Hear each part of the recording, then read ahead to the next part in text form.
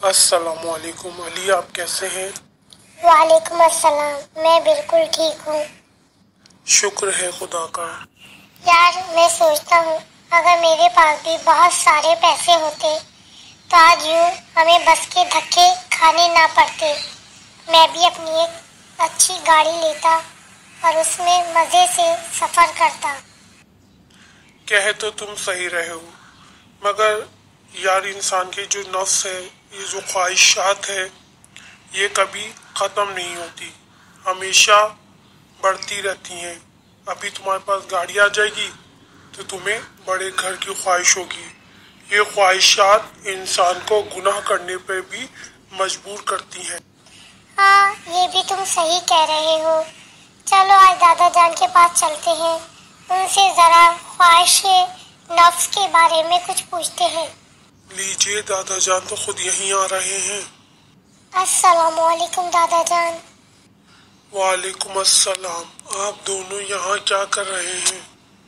दादा जान, हम आपके पास ही आ रहे थे। क्या बात है? दादा जान, हमें ख्वाहिश नफ्स के बारे में कुछ बताइए। नहीं, जरूर। बच्चों, मौला कायनात अली इब्न अबी तालिब इरशाद फरमाते हैं, अपनी ख्वाहिशात से अकल के जरिए लड़ो।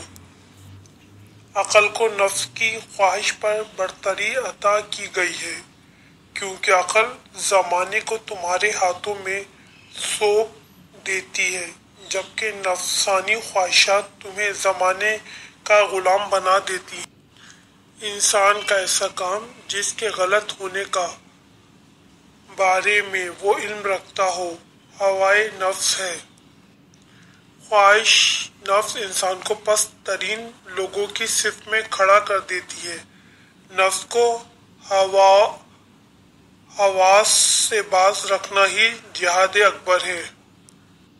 अगर आप अपने नफ्स पे काबू पा लेते हैं तो आप अपने आप को गुनाहों से बचा लेते हैं। जी दादा जान, आप बिल्कुल सही इरशाद फरमा रहे हैं। दादा जान, हमें चाहिए कि हम अपने नफ्स पे काबू पाएं ताकि अपने आप को गुनाहों से दूर रख सकें। जी बच्चों, ये नफ्स ही है जो हमें गुनाहों की तरफ माइल करता है। बस दोस्तों, हमारे चैनल इल्म के शहर टीवी को सब्सक्राइब कीजिए, लाइक कीजिए, शेयर कीजिए, ताकि इसी तरह हम आपको अच्छी अच्छी बातें बताते रहें।